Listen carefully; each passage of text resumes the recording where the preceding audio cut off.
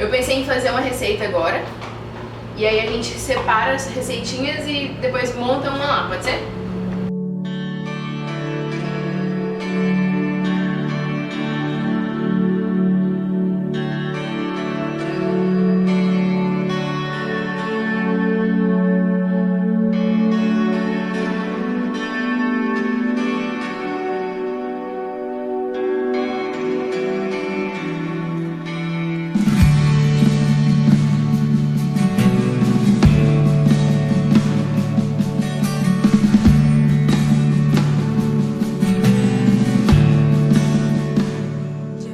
O pão é um dos alimentos mais antigos, né? Não se sabe bem como surgiu, mas sabe que tem pão desde que existe plantação e cultivo de trigo. No início, o pão era bem diferente do que a gente tem hoje, né? Era basicamente farinha e água. Ele não era tão macio quanto os pães que a gente tem hoje. Você tinha que umedecer o pão, tipo assim, de 2 a 3 vezes quando fosse comer, de tão duro que era, né? E aí, com o passar do tempo, né, as receitas foram melhorando, os ingredientes foram cada vez mais incorporados, né, na receita original e chegou no que a gente conhece hoje, né? Um pão macio, com aromas e texturas bem interessantes. O pão que a gente decidiu fazer hoje é o brioche, tecnicamente um brioche. O brioche, ele é de origem francesa e aí na receita original eles adicionaram manteiga, queijo brie, por isso que vem o nome de brioche.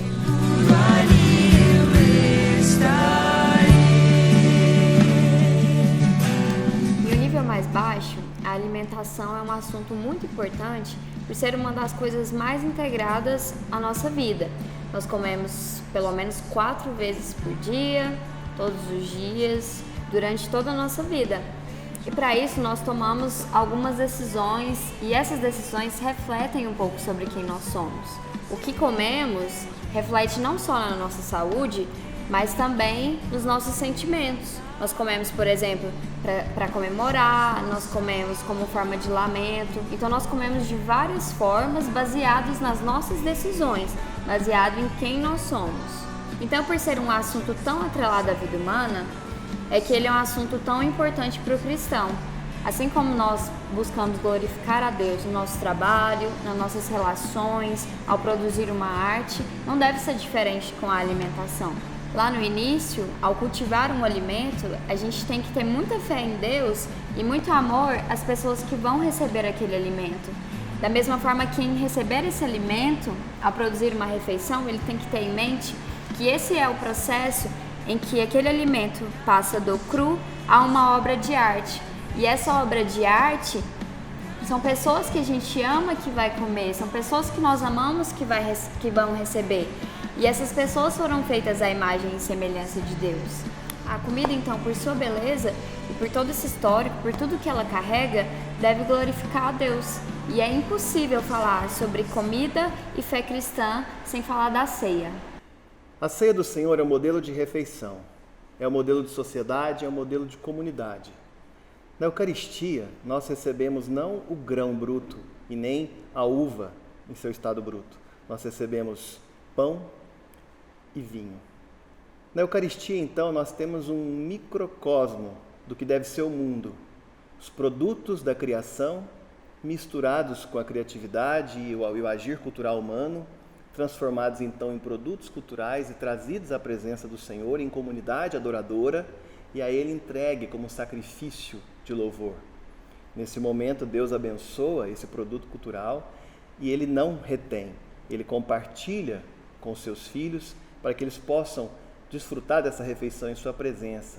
E ali, através desses produtos, nós somos alimentados, somos nutridos e somos direcionados para agir no mundo da mesma maneira como esses produtos são abençoados na Eucaristia. A Eucaristia, então, é aquilo que o mundo deve ser. Os produtos da criação e o produto do fazer cultural humano são trazidos na presença de Deus e são levados à sua plenitude. Ali eles viram nutrição, viram alimento, e nós temos um modelo de como devemos agir no mundo. A Eucaristia, então, para nós, é como diz Peter Leithart, é um modelo de uma teoria do agir cultural humano. É ali que nós somos ensinados, orientados a como devemos fazer com a própria criação, levar à sua plenitude, lembrando que na ceia do Senhor nós antecipamos o fim da história, nós antecipamos o casamento do Cordeiro, nós antecipamos uma festa, e é isso que nós fazemos. E assim nossa identidade é moldada, nosso caráter é moldado, e assim nós agimos no mundo tal como somos. Na palavra de Deus, 1 Coríntios 11, versículo 28, diz o seguinte: examine, pois, o homem a si mesmo, e dessa forma coma do pão e beba do cálice. Pois quem come e bebe sem ter consciência do corpo do Senhor, come e bebe para a sua própria condenação. Ao longo da história da igreja, nós tivemos algumas controvérsias relacionadas à ceia, e elas tiveram um campo muito lógico. E eu acho que, evidentemente, essas discussões foram boas, nós tivemos bons ensinamentos sobre isso, sobre o que era a ceia, o que era o pão, o que de verdade era o pão, o que não era, o que significava participar da ceia do Senhor, se era só memória, se havia algo mais, se também passava para o campo quase que do misticismo. Evidentemente, como eu disse, essas discussões foram boas, mas elas não são suficientes. Há algo dentro da narrativa bíblica que fala da experiência, que fala de usufruir, que fala daquilo onde o símbolo que o nosso Senhor escolheu para que fosse esse sacramento tão importante, que é o de comer, o fato de experimentar traz para nós algo muito verdadeiro e que vai de encontro ao nosso coração.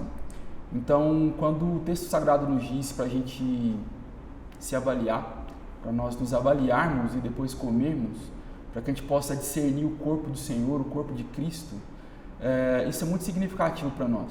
Isso está dizendo de alguma forma que enquanto a gente se alimenta, isso não é só um pão, é mais do que um pão. Mas não no sentido do pão ter virado alguma coisa a mais que não seja um pão. O nosso irmão Calvino um dia nos explicou que enquanto a igreja se reúne para usufruir dos sacramentos, para comer do pão e beber do vinho, há uma espécie de presença real de Jesus através do seu Espírito, o que faz com que a gente entenda que enquanto a igreja se reúne para comer desse pão e beber desse cálice, nós experimentamos uma ação especial da parte do próprio Espírito de Jesus. Isso é muito significativo. E poder usufruir isso como igreja é algo que nós temos que ter fome, desejar. É algo que nós temos que almejar usufruir sempre e constantemente. Evidentemente, quando a gente prepara um pão, quando a igreja se reúne nesse campo simbólico também para produzir e fabricar, isso imprime nesse sacramento realidades que só favorecem a gente. Um cheiro bom, uma textura boa, um gosto de verdade delicioso, que fala do que é experimentar, se alimentar de Jesus. Fala do que é experimentar, ser esse pão que é o próprio corpo de Jesus. Que fala de poder usufruir de parte desse sacramento, que diz para a gente também que a gente tem que alimentar uns aos outros e oferecer, assim como Jesus fez na primeira vez que ele compartilhou desse pão. Primeiro pensar em quem está do lado, depois pensar em alimentar a si mesmo. E isso é muito legal para a gente. Eu gosto disso. Jesus deixou para a gente sacramentos que são sinais visíveis do nosso cotidiano, não para que a gente banalize eles, mas para que a gente possa enxergá-lo nas coisas mais banais possíveis, nas coisas mais ordinárias. E quando a gente faz isso, celebrando esse ordinário, que é comer um pão junto com a igreja, que é tomar um cálice junto com a igreja, entendendo que isso é um sacramento, a gente faz algo muito poderoso, que tem um efeito milagroso para nós, que nos alimenta, que faz com que a gente não tenha fome de mais nada.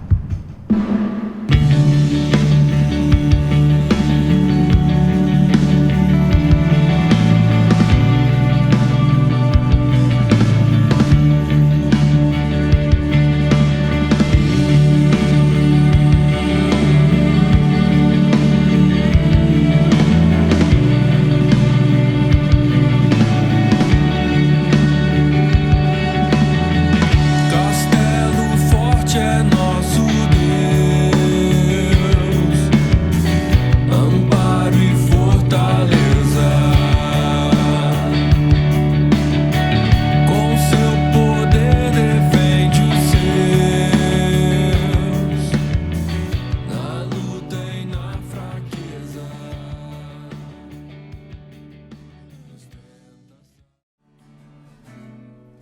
em nós se achou.